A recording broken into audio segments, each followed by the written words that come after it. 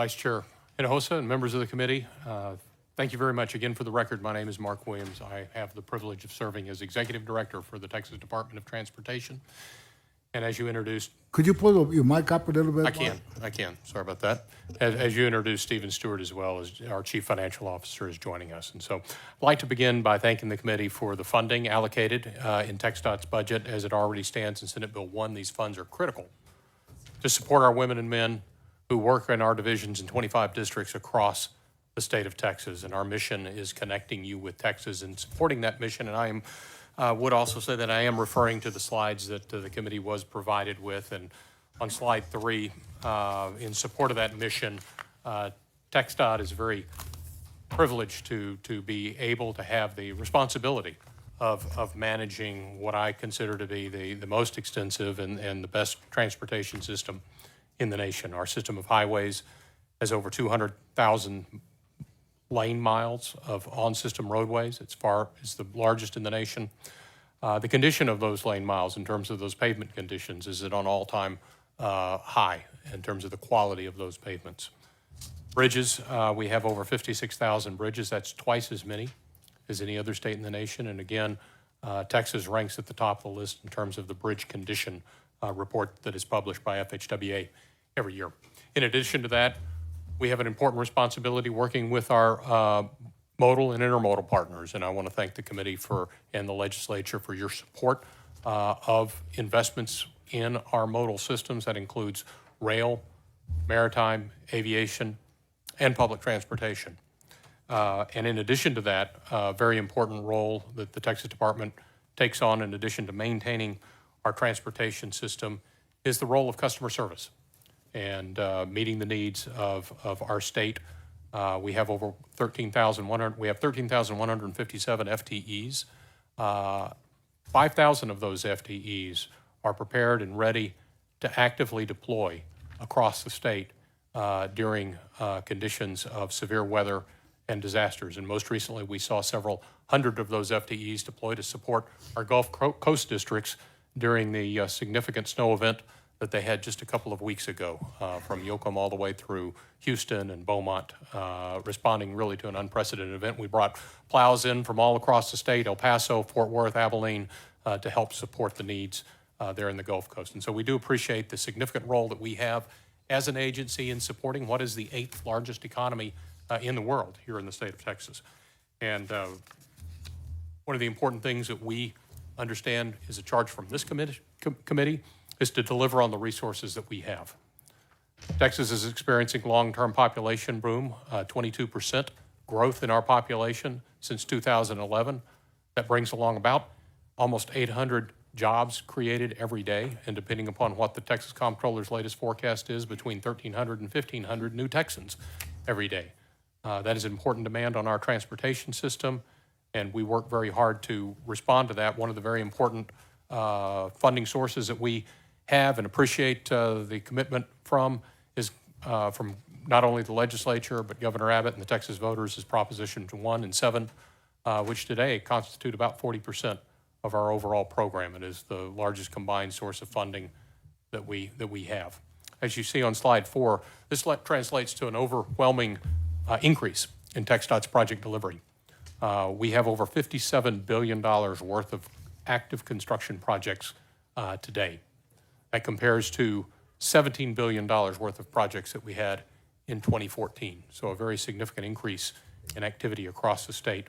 In 2024, TxDOT set a record with nearly 2,200 projects delivered and awarded last year at a record level of $13.7 billion. Our UTP, our 10-year plan, stands at $104 billion, which is our plan of future projects that the department intends to deliver. Also in fiscal year 2024, at the direction of the Texas legislature, specific appropriations were provided for TxDOT to deliver over $1.4 billion in multimodal transportation projects and grants for public transportation, rail, aviation, and ports, and the LBB staff address some of those numbers. Senator Zaffirini, to speak specifically to your question on land ports of entry, we have 2 committees that would address land ports of entry. Those include the Freight Advisory Committee and the Border Trade Advisory Committee. And so we do even have some of those ports of entry represented on those 2 committees.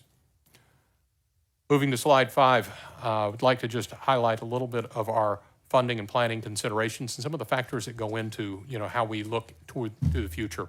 Inflation is a primary driver of cost and some of the cost increases. Since December of 2020, we have seen a 62% increase in our highway cost index, meaning what took $1 to deliver back in 2020 now takes $1.62 to deliver today. And in the last 12 months, that has increased by 9.5%. Since 2020, the construction industry and TxDOT have been working together to face these challenges of rising material and labor costs, which have driven the increase in our lettings. Also on the federal side, the Infrastructure Investment and Jobs Act, which is the surface transportation bill under which our federal funds are administered, that bill expires in September of 2026. And so we'll be looking to direction from Congress and the administration on the reauthorization of that bill and the funding levels that would come about from that. A few other points that I would like to to touch on. Non-dedicated Fund 6 is a very important source. That does represent, though, just 1%. And a lot of those fund sources are very critical to our modal programs. When those fund sources aren't available, then general revenue would be necessary for us to be able to support those needs. Our full-time equivalents, as I mentioned before, 13,157. Those FTEs represent about a 7% decrease from where we were in 2011. And project awards have increased by 27%. That is highway cost adjusted, so that's inflation adjusted. And project deliveries per FTE, the amount of project delivery that we're doing per FTE is 36% higher than it was in 2011. So our employees really are delivering more, and I'm very proud of the effort that our agency has afforded. Our cash balance is one of the themes that we heard very clearly from this committee during the 88th legislative session, was to effectively utilize that cash balance. That cash balance a year ago was at $10 billion. That has been brought down to $5 billion, thanks to the spend out that we're now seeing on these record lettings. But with that spend out, makes it very critical that we keep close accounting of what our budget sources are. And when the biennial revenue estimate came out, that actually effectively reduced our forecasting budget by about $1.1 billion, we have to be prepared to look to make adjustments to track that very carefully. So moving forward, I would like to, at this point, hand it over to our Chief Financial Officer, Stephen Stewart, to go over an overview of these sources and other details from our legislative appropriations request. Thank you again. For the record, Stephen Stewart, Chief Financial Officer, Texas Department of Transportation. On slide 7, you'll see the first of 2 pie charts. This one highlights TxDOT's funding sources in Senate Bill 1 as introduced. Senate Bill 1 is nearly identical to TxDOT's legislative appropriation request. For this, we're extremely appreciative, and not only because of the funding, but because it shows the recognition of TxDOT's ability to deliver the projects the state wants and deserves. Unlike most DOTs, our state highway dollars make up the majority of TxDOT funding. Federal funds make up the largest individual portion of funding at just over $12 billion, but while federal funds make up 30% of TxDOT's funding, Proposition 1 and 7 compromise 40%, as Mark mentioned.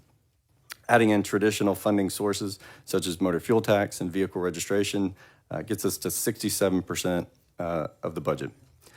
Moving to slide 8 on the uses, primarily just wanted to highlight the largest pieces of the pie related to project development and delivery. 89% go to developing, delivering, and maintaining our current roadways, which is our core mission. Moving on to slide 9, we'll discuss the capital budget requests. You heard Mark talk about how important our capital items are to support the state's multi-billion-dollar transportation program. You'll see a comparison of TxDOT's capital budget in comparison to SB 1, and TxDOT's very grateful to the legislature and this committee for committing to funding the entire capital funding request, including the IT and the building maintenance. You'll notice the transportation items are not funded here, but Article 9 shows a commitment to funding our capital transportation items in the supplemental bill. On slide 10 provides a list of TxDOT's exceptional items. We'll focus on the FTEs on the next slides, and you'll find a little more detailed description of the other multimodal related requests in the appendix for your reference. For these exceptional items, it's important to note that with the exception of the FTE items, these are items that require general revenue because 98% of our funds are constitutionally dedicated to developing and delivering and maintaining the state highway system. And the remaining 2% is already programmed for other priorities, including TxDOT's current multimodal programs. As we move to slides 11 and 12, focusing on the FTEs, let me first say TxDOT's district operations have significantly increased over the past 10 years, and TxDOT has been delivering a record transportation program.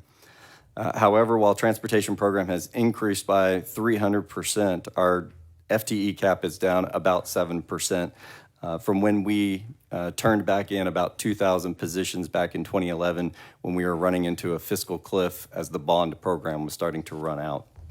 TxDOT is requesting a 2% increase in FTEs, which is 299 additional FTEs for the 26-27 LAR.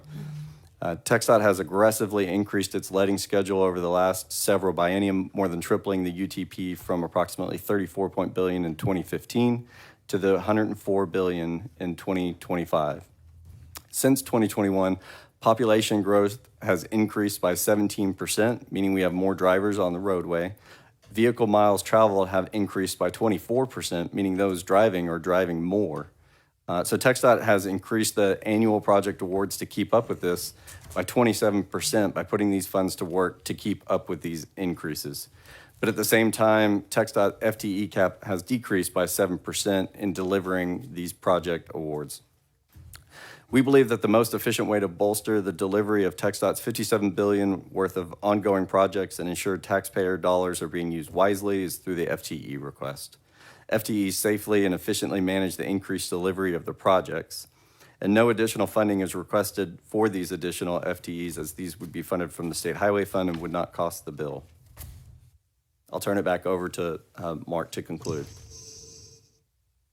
Again, I want to thank the committee as well for once again, for your consideration in support of our department, your consideration of our request with Senate Bill 1, and both Steve and I are available to answer questions. Okay, any question, members? So we got Senator Flores, then we'll go to Senator Hall after that. I think Senator Hall was did it before me. Senator Hall, Mr. go ahead. Yours. You're on a roll today. Oh, no, yeah, you must get it out. Get it out of your system. Yeah, let it all out. Okay, I got a couple of questions. The first one is, to what extent are you using any kind of AI to help reduce traffic congestion and accidents in construction zones? Well, like with, that's a great question, Senator, and like with many of our agencies in the state, we are working on exploring and even implementing the effective use of AI in a manner that that addresses the cybersecurity needs, keeps humans in the loop, and makes sure that we are being responsible in the application of that. So AI is a system, in specifically in the area that you talked about, where in our traffic management systems and centers around the state, here in Austin, and I believe beginning to explore this in others, the Metroplex as well, in Houston. It's a great opportunity where we have the ability to integrate AI into those systems that help us to identify congestion issues quicker and faster. You know, if you've ever been to one of our traffic management centers, it's a room with a lot of cameras up there, and you've got humans with eyes on those cameras trying to track what's going on. AI gives us the ability through those systems to be monitoring all of the data, all of the systems, and be able to train those systems to help identify areas for our traffic management operators to look at and to respond to. We're also beginning to look at opportunities to help integrate AI into some of the traffic signal timing and operations of our signals as well to help adapt those signals more readily in real time. So we certainly see not only in the congestion area that you've mentioned, but in many other areas around the state, opportunities for AI to make us more efficient and to improve the service for the traveling public. Okay, thank you. Now, a second question is, well, you guys, great job in building highways, and when they're done, I mean, they are fantastic for the people, and it's fulfilling our role in service to the people. However, getting to that point sometimes induces an incredible amount of inconvenience and time loss to people.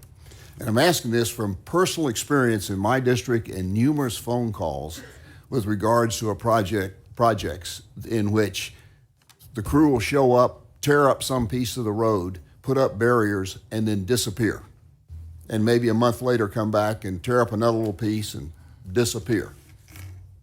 Now, I'm not talking days. I'm talking about weeks and months between. So you now have the inconvenience of the whole thing from the very beginning over the project. And I could go into detail talking about a couple of them that made no sense. So while I'm not a civil engineer, I have worked a number of projects and understand that one of the major contributors to cost is the time from between start and finish.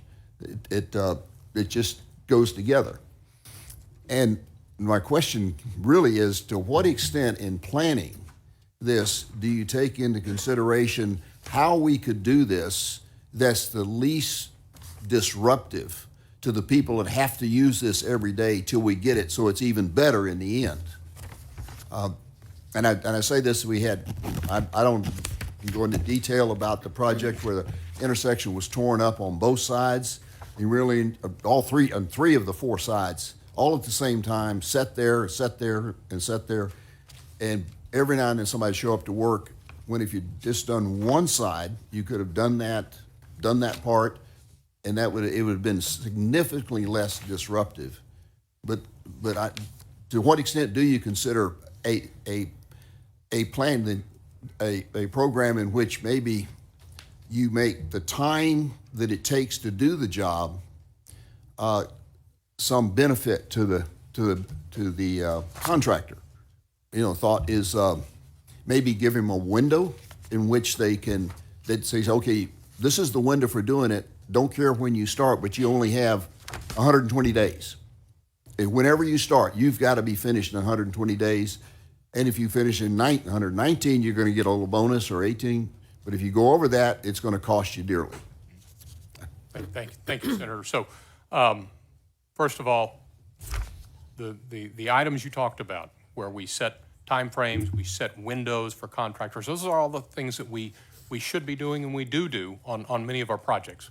Obviously, you have a couple of projects that you have in mind where perhaps we maybe failed to do that as effectively as we should have, and would look forward to reaching out to your office and working with our district to get a little bit better understanding about what actually occurred at those locations that you've talked about. There's a lot of different things that can drive seeming delays in projects or a lack of work. Could be utility conflicts that need to be resolved, or other matters. But overall, we part of the very important things that we do as an agency when we're working and planning projects and designing projects is we're looking at our traffic control plans and taking into consideration the amount of impact it is going to have on the traveling public, and times that we can minimize that impact, working at night, working on the weekends, even on the weekends I'm aware that has different types of effects. And so all of that are factors that we try to consider, and we do place incentives and disincentives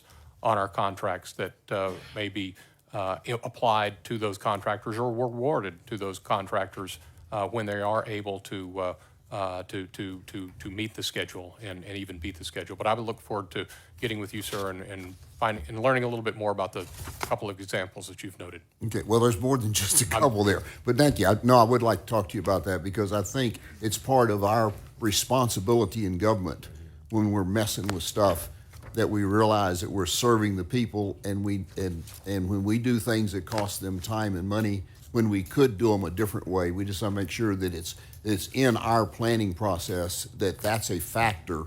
Yes, just like the timing of when you do things is a factor on keeping the cost down.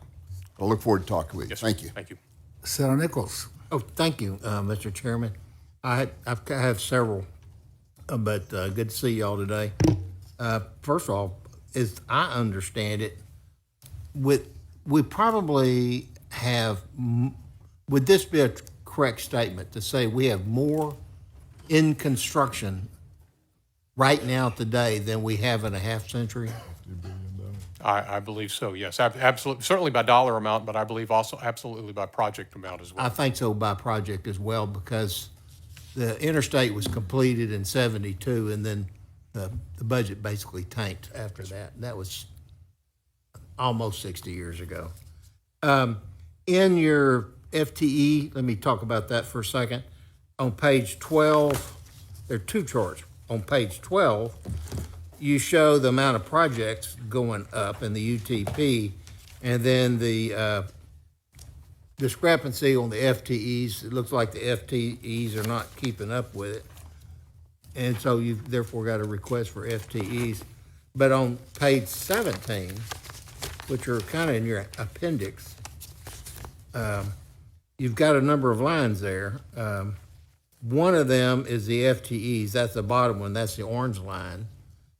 And the solid blue line is kind of running. Oh, that's population growth. I'm looking for the projects. I'm looking for project-related HG. The top, Adjusted the gray for- line at the top is the project, that's the one annual that's projects for, yeah. award inflation. And that one is adjusted for inflation. Yes, Yeah. sir.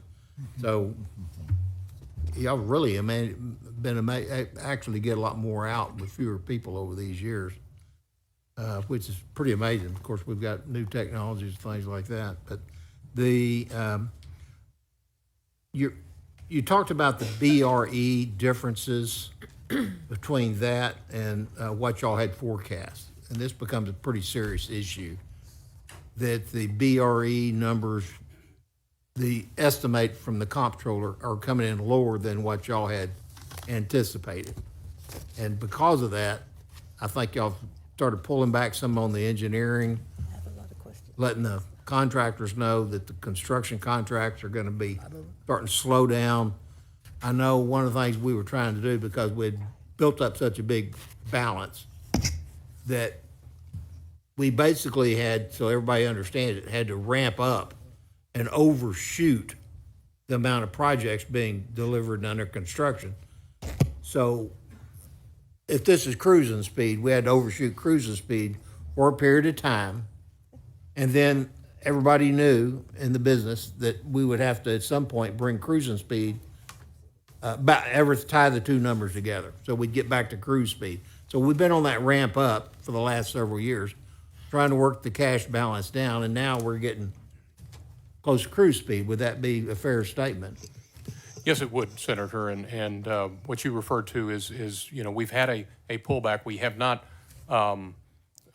delayed any projects at this point, but the pullback that you've seen on both the construction side and even on our project development side is about 3 to 4% of our overall program. Yeah, so we haven't delayed any construction contracts. We're starting to delay some of the engineering contracts.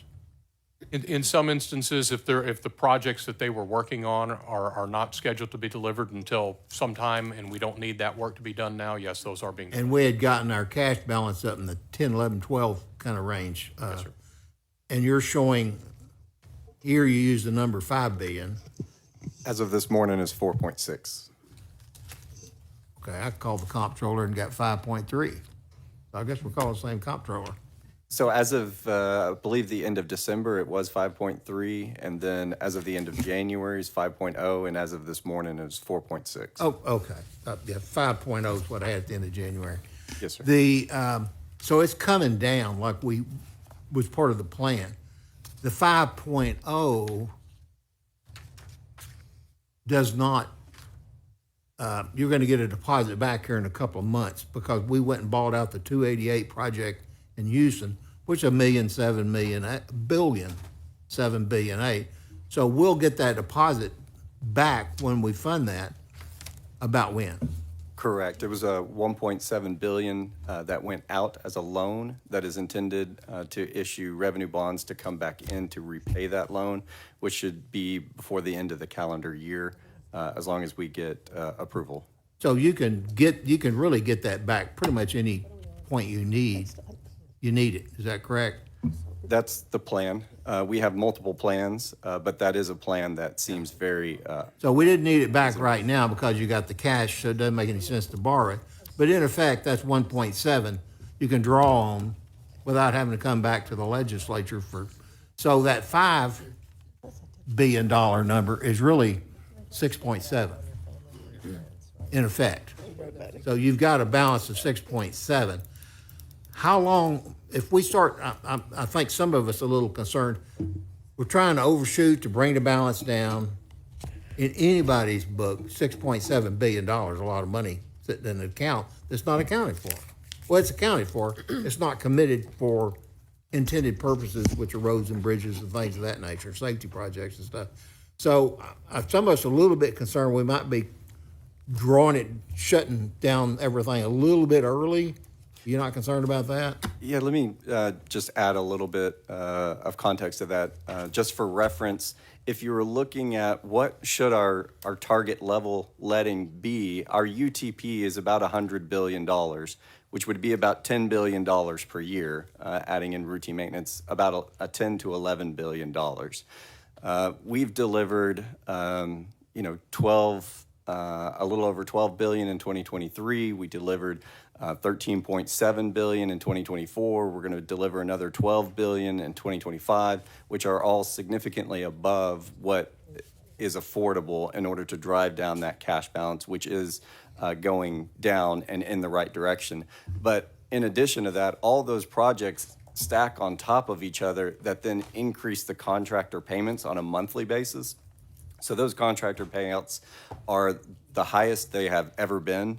So we are setting records on the payouts now, whereas before we were setting records on the awards.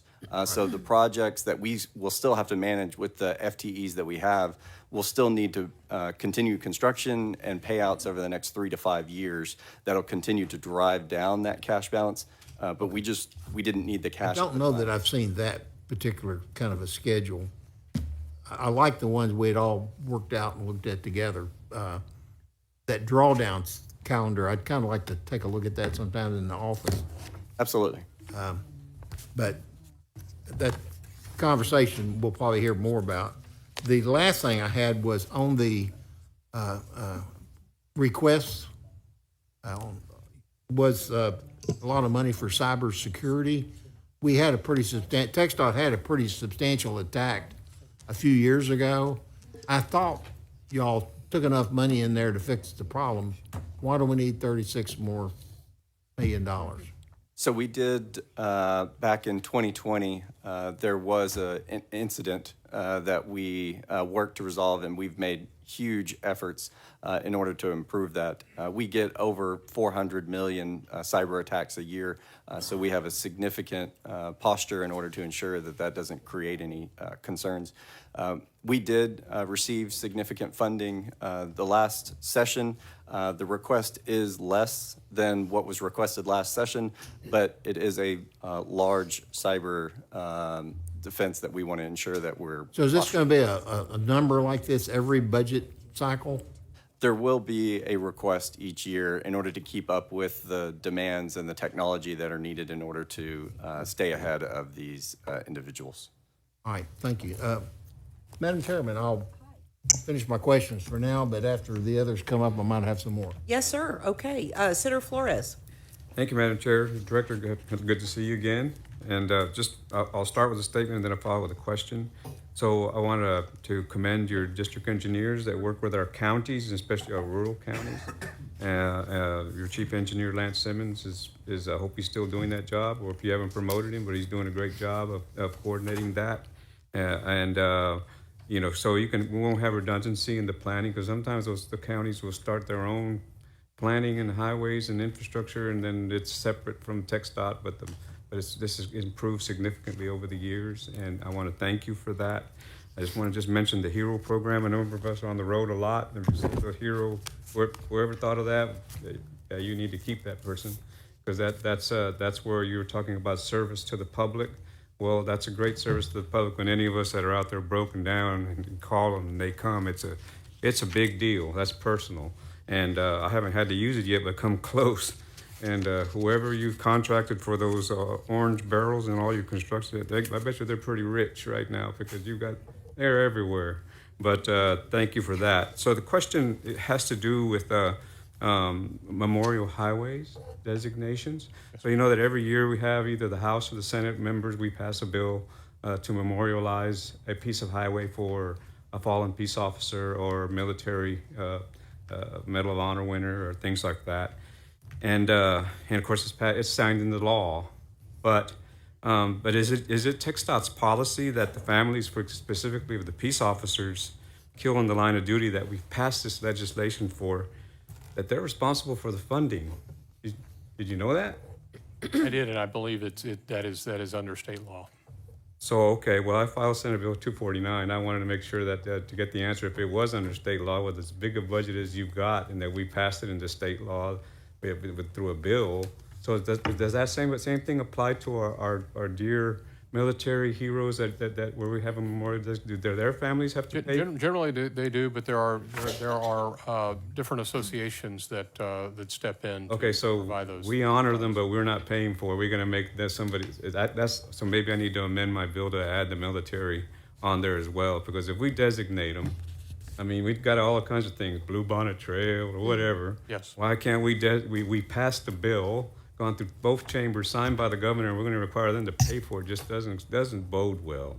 So I'd like to work with you to make sure that we honor our fallen peace officers and our military heroes, and that we pay for it. And look, you've got a big budget. This isn't even a budget correction as big as your budget is.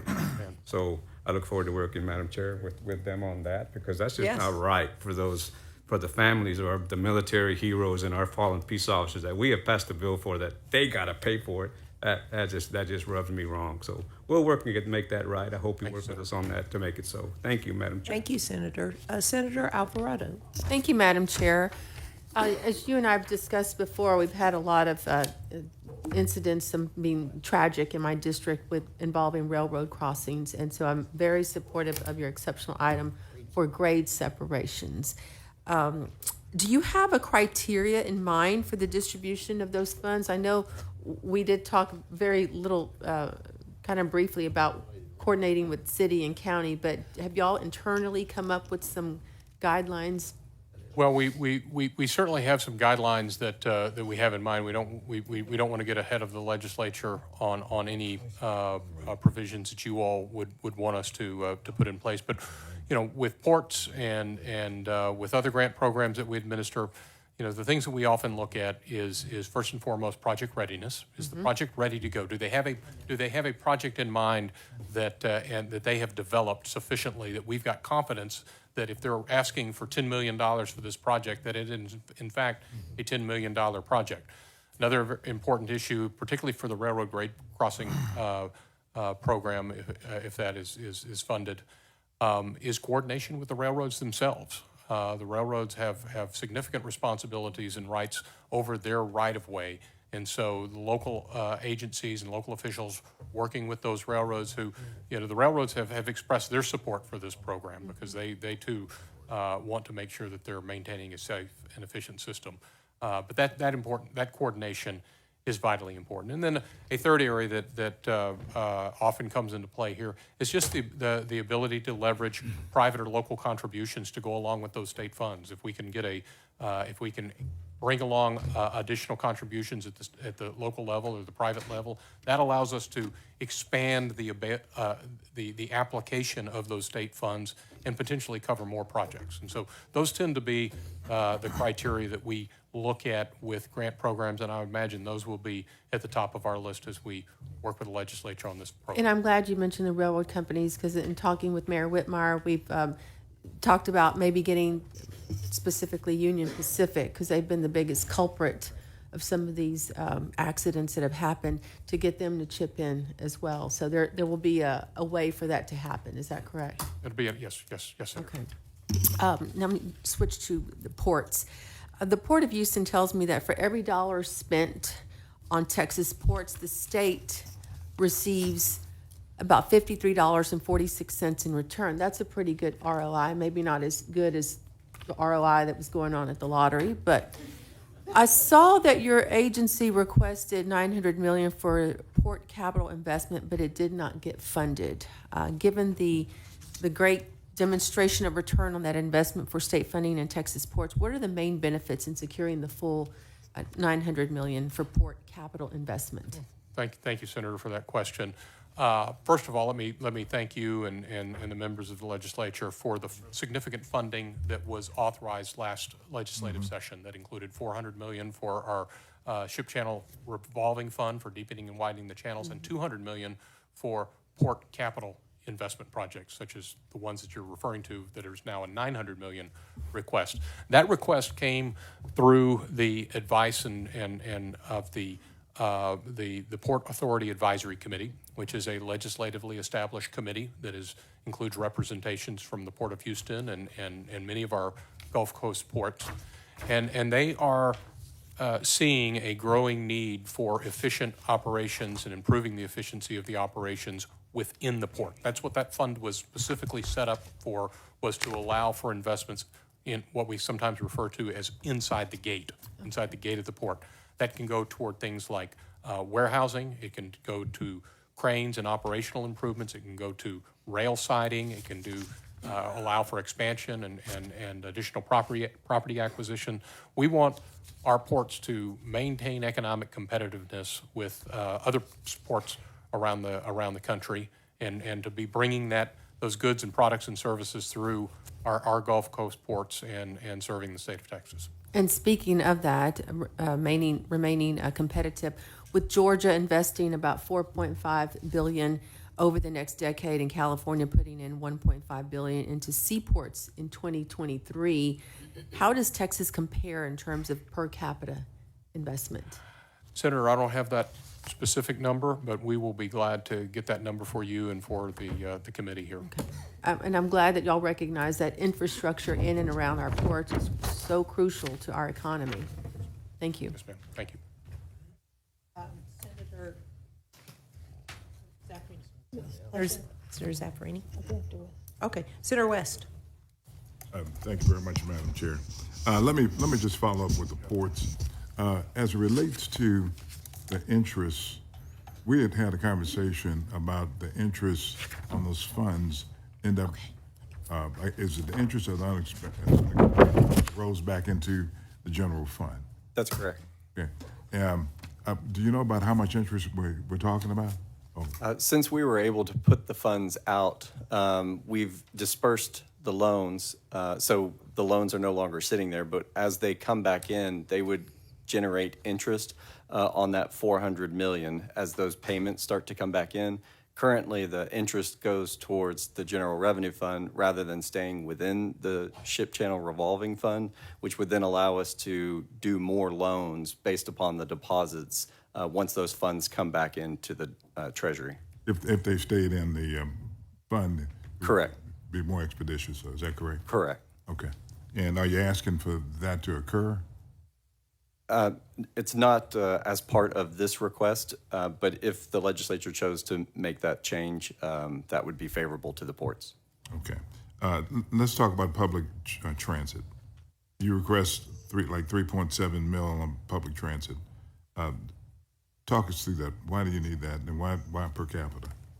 Yes, sir. So this is a continuation of a request that we made last biennial session. We asked at that time for a total of 7.2, and the intention of that request was to allow for the level of state funding that is going to our rural and urban, both small and large urban transit districts. It does not include the metro transit, the larger metro transit, but the rural and small urban that we primarily fund, to allow that per capita funding to keep up with the census growth in those areas. Those transit districts, as the census comes out, the boundaries and the jurisdictions and the people that they have to serve are constantly grow with the census. We've got a state that's grown 22% since 2011, and so they see continuation of the demands on their operations. And so we appreciate the legislature authorized us with half of our request from last session, which was 3.7, and we're asking for consideration to extend that so that we can maintain that per capita spending equivalent to what we had in 2010. Because of growth in the state of Texas. Yes, sir. Is that correct? Okay. And lastly, general aviation airports. I assume that Dallas Executive Airport is one of those. Is that correct? Yes, sir. In North Central Texas? Yes, sir.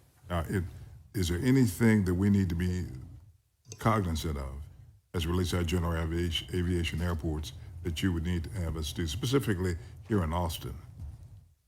Well, you know, one of the things that you all did do last year was increase the funding going to those general aviation airports. And that funding has been, the majority of that funding has already been administered. You also helped to increase what's called our routine airport maintenance program, our RAMP program.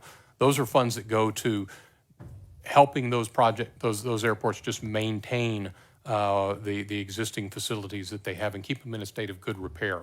So I want to thank you all for that support. Our legislative appropriation request maintains that level of funding going forward, because these airports are really vital to the economic well-being of our state.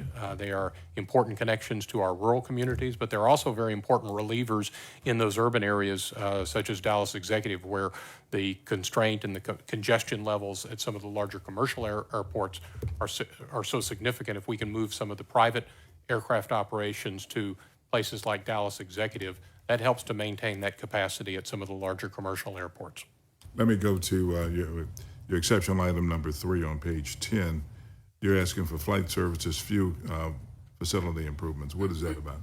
So the Texas Department of Transportation is tasked with maintaining the flight operations facility and some aircraft on behalf of the state of Texas. So we have a flight operations center over at Austin-Bergstrom Airport that the fuel tanks there are over 25 years old, and they don't have some of the current safety standards that we would like to see in those facilities. And in addition to that, we need more capacity. So I think presently those facilities have about 36,000 gallons of Jet A that they can maintain.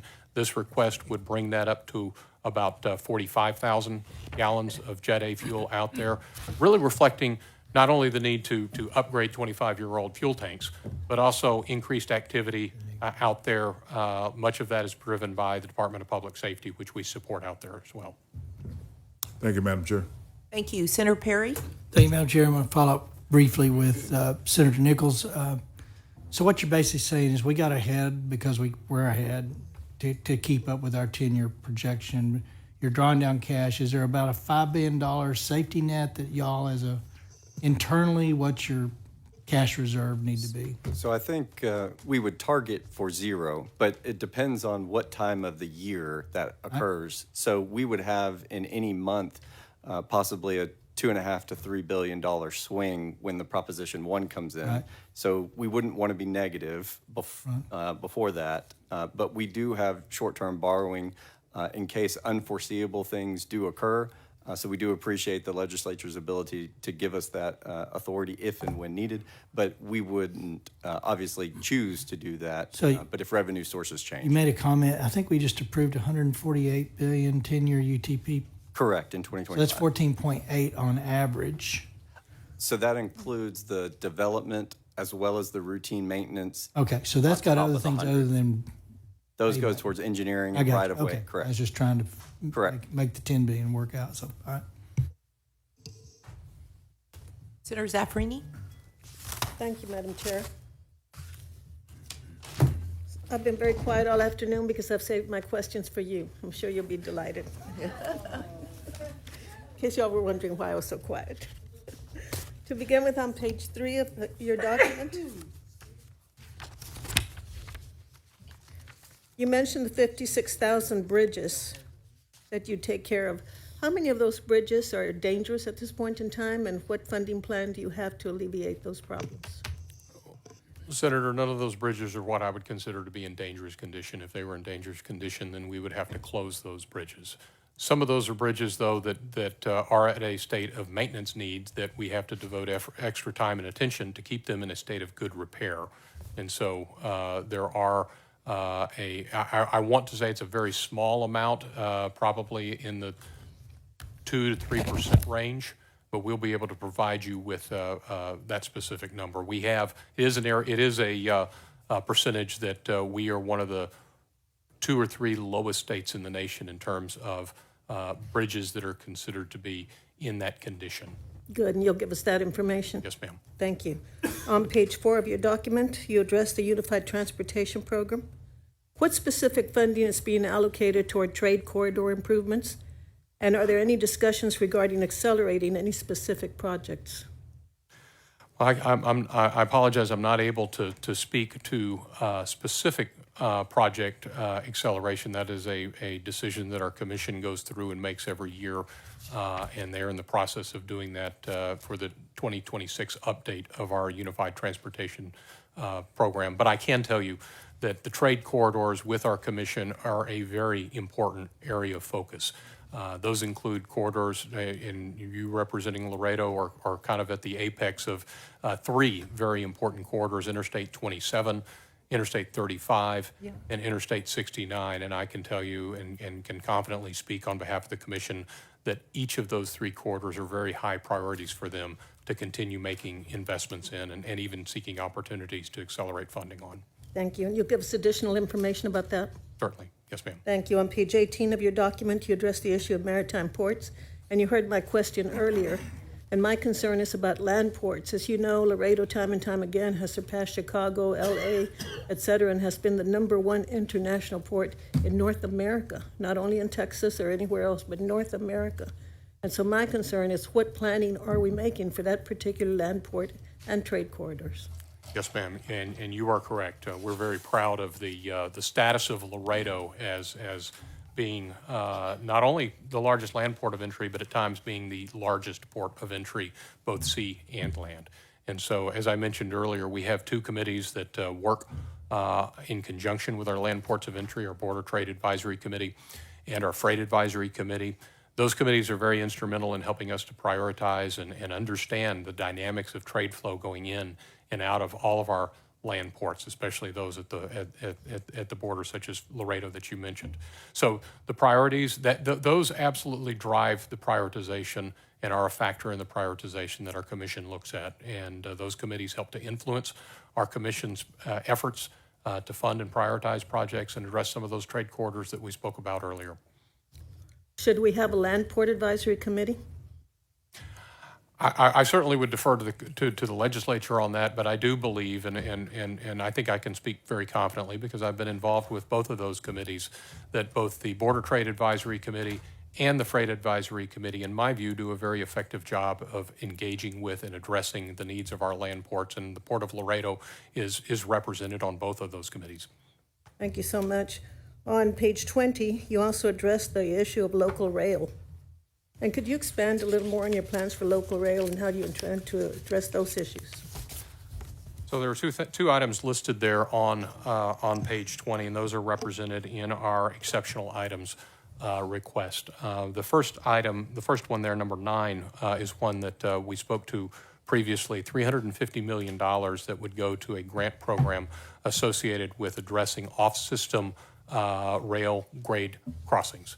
And so, and you certainly experience that in Laredo with the freight traffic that goes across the border there on rail, and looking at opportunities to work with the rail and local officials through a grant program to look at ways to mitigate and alleviate those crossings, both from a congestion relief, but also from a safety standpoint as well. The second item on there is for short line rail development. So we often have a lot of attention given to our Class 1 rail operators, Union Pacific, Burlington North, BNSF, and Kansas City Southern. But our short line rail operators around the state are also very important to our overall system of freight needs. They connect oftentimes to these Class 1 operators and make connections to warehousing and distribution centers. This too would help us to establish the $25 million under item 10 would help us to also establish a grant program specifically for those short line operators. Many of those operators do suffer from a state of disrepair. The Northeast Texas rail corridor is one in particular that the state actually has an underlying property interest in. And so this has been a need that we've heard from many of these operators for us to at least present to the commission or to the legislature at least an exceptional item request for consideration for this type of investment. Thank you. If TxDOT receives federal or state funding for railroad grade separation projects, what criteria would be used to prioritize projects statewide? Well, Senator, thank you. You addressed both federal and state. So on the federal side, there is a very specific criteria that we work with the Federal Railroad Administration It is our Section 130 program that is specifically associated with rail crossing safety at on-system locations. And so it's designed to help, and we look at the accident crash history there, the opportunity to mitigate those, what options are available. But on the side of the state rail crossing, that too is one that we would look at topics like the readiness and the accident and crash history and the congestion levels at those locations and the agreements that may be in place between the local officials and the railroads to advance those projects. Thank you. Would a portion of those funds be dedicated to specific regions, such as border areas that handle very high volumes of international rail traffic? We haven't specified that as yet. I think we would be looking statewide at those areas based upon the metrics of the needs, but we would certainly look to the legislature if there's specific designations for areas in the state. Thank you so much. Regarding regional airports, with a $74.2 million overall reduction in aviation services, how is TxDOT ensuring that regional airports will remain capable of supporting larger commercial hubs and managing overflow traffic? That was on page 20 of the LBB document. So there were some specific items that were included in riders in the last legislative session. All of those items have been completed, which is why they're being removed. I believe there was one item that has yet to be completed because there was some additional design work that was needed. But we do expect, or we do hope for a UB in order to continue to deliver that project. And what funding do you have for high-priority regional airports such as the one in San Marcos? That is part of our legislative appropriation request. So we have asked for additional funding to go into our state-funded airports to the level of about $200 million roughly, which is equivalent to what we had been provided during the last legislative session. So if the legislature is willing to fund those requests, then we would be able to continue our capital improvement program and consider the needs of those airports that you've noted. Thank you. On page 18 of the LBB document, we address the issue of the County Transportation Infrastructure Fund, and much of it is already spent. How much additional funding do counties and energy-producing regions still need to maintain safe and efficient road networks? I apologize, I don't have a specific number in terms of what the needs are for the counties, but I can tell you that in general, the counties, like the cities, have significant demands placed upon their county road system. And the CTIF program, the County Transportation Infrastructure Funding Program, is very important because in particular it focuses on many of those counties that are experiencing increased demands associated with oil and gas production. If they don't have additional funding, what alternative options do they have to sustain those roads? Well, they would continue to have to make do with the resources that they're able to raise at the county level. But I think the counties themselves would testify that this additional funding that this legislature has provided through the CTIF program has been critically needed in helping them to address some of the demands and the backlog of repairs that they have. Thank you so much. My district stretches from Laredo to Austin, and so you can imagine how often I drive IH-35. And I remember specifically in the San Antonio area where we saw highway construction crews at night, on Saturdays, on Sundays. I never see those crews anymore. I never see them at night, and I never see them on weekends. What schedule do you have for construction on highways? And have you considered the cost effectiveness of having additional staff that works after hours? I'm not talking overtime. I'm talking additional staff that can come in and work at night and on weekends. Yeah, that's something that we work very closely with our contracting community on the availability of labor force. I can tell you that, the labor demand has been challenging, and that has been an impact on some of the rising cost on that. But I can tell you that we do have across the state operations going on 24/7, day in and day out, but I certainly would appreciate getting with you on the specific project you're referring to. Good, all of them. All of them, okay, thank you. All of the above. And specifically, what level of funding do you need to ensure that we do the very best possible to ensure the safety of our highway construction workers? Well, you know, any opportunity that we have, what I can tell you is that is something that we place as a priority, is the safety of our highway construction workers. And we don't cut corners in terms of our ability to build into our projects the necessary components that we need to have to keep those workers safe. I will tell you, though, that it takes more than just TxDOT to make that successful. It takes the operators themselves, the drivers themselves. When you have incidents where you have drunk drivers and others coming through our work zones at a very high rate of speed, they're putting themselves and our workers at risk, and workers with the contracting industry as well. And so if we're going to address safety, be it in our work zones or be it across the state, we lose on average 11 individuals every day in Texas to fatalities on our roadway. It really takes a three-pronged effort. One, it's investment and effort by the Texas Department of Transportation and our partners and stakeholders that also maintain transportation systems around the state. It takes partnership with law enforcement to be out there to help slow people down. And then it takes partnership with the drivers themselves, recognizing and appreciating the importance of the practices that they take to keep not only themselves safe, but also the individuals around them. Thank you, sir. I recall vividly sitting on this committee and asking what some would perceive as negative questions to the transportation agency of the time. TxDOT is now more responsive than ever to the border region and to the South Texas region in particular. And for that, we thank you for your responsiveness and your understanding of the needs of the border region. Thank you. Dean. Thank you, Madam Chair. Thank you. Senator Nichols? Thank you, Madam Chairman. I kind of wanted to go back to an area. Most of the construction you do, obviously, is on what we call the state system, which includes the federal highways. We do other things, or y'all do other things that are off the system. Aviation is an example. I know you do, maritime, some of these other kind of things. The counties have an all-system bridge program, which y'all work on. And in that, you don't use state money for that. You just use federal money and then work with the counties? Yes, sir. Okay.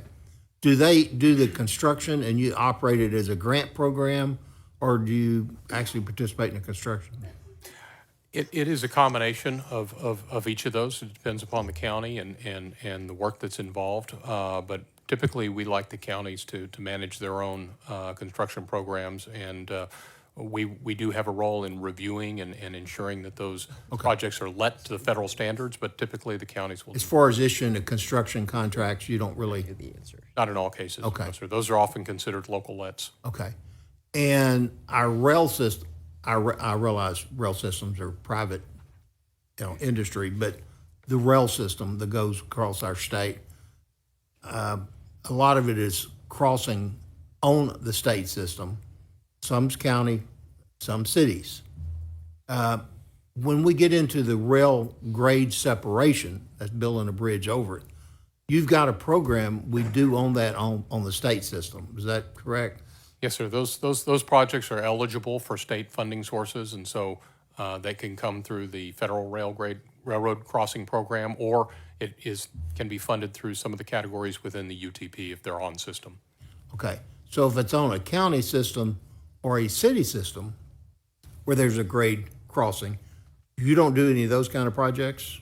Those are typically not eligible for any type of federal funding or state funding. So that is why the request has been made for that exceptional item is for general funds for that. So do you feel like you do not have, where I'm going on this is, you need to be given specific legislation and a separate bill to give you that authority? Yes, sir. To do that? Yes, sir. If that's what the state wants to do? That's correct.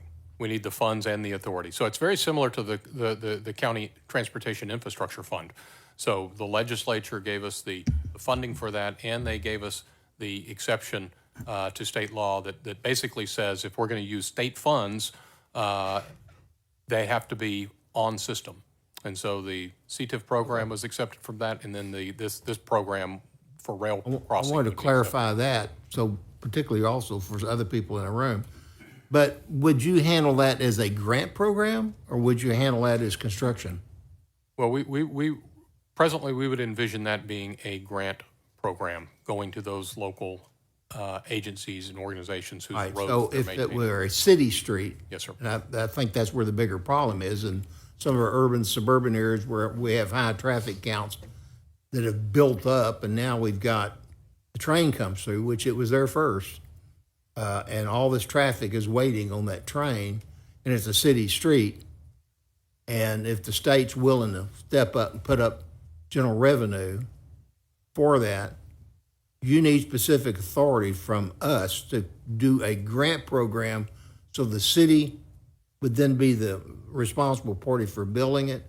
Then y'all would aid in the selection and maybe possibly even the engineering. Yes, specifically, the authorization would be to exempt that program from the provisions of state law that say we can only spend money on the state highway system. And then once with that exemption, then it's our we envision going through a grant program to administer those funds. Okay. I just wanted to get that clear for everybody in the room. Yes, sir. Because that's a pretty big request, and I think there's a real interest for a lot of the members and leadership to get something like that done. Yes, sir. So thank you very much.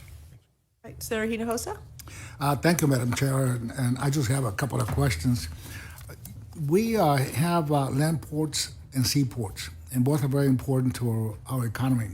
On the land ports, we have an 11B rider that has been there for every session, where we request TxDOT to commit to a certain amount of money to help with infrastructure. The trade with Mexico continues to increase in the billions and billions of dollars, annually or monthly almost. So what do you anticipate that the commission, and I know you may or may not know, would be the amount that they would allocate for 11B rider for help with the land ports as it relates to infrastructure? Well, I believe that the 11B rider that we, in the funding that we have allocated with the commission for that has been, and I'll have to double check, I think it's been around $30 million a year that goes to that, and so that is utilized specifically for projects directly related to those land ports of entry. I would say it's not the only source of funding that goes to that. The commission oftentimes supplements that separately, but the Rider 11B funding, I believe, has been around $30 million a year. We have quite a few ports from El Paso, Laredo, the Rio Grande Valley, so I hope that the commission will consider increasing that amount. I think it's insufficient. The other issue deals with our seaports. They're a great economic drivers for our state. Last session, we created a maritime infrastructure fund to help our seaports with some of the infrastructure needs in gate and outside the gate, and also with the sea channels.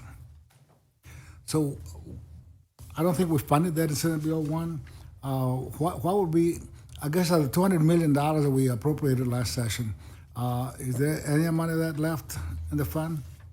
All of that, the $200 million that was appropriated last session for the Maritime Infrastructure Program, which again is kind of the capital improvement projects inside the gate there, all of that fund has been allocated to ports along the Gulf Coast in coordination with guidance and input from our Port Authority Advisory Committee. So would you recommend that we continue with that program? Well, our exceptional item request requests consideration of up to $900 million, so it certainly is a recommendation.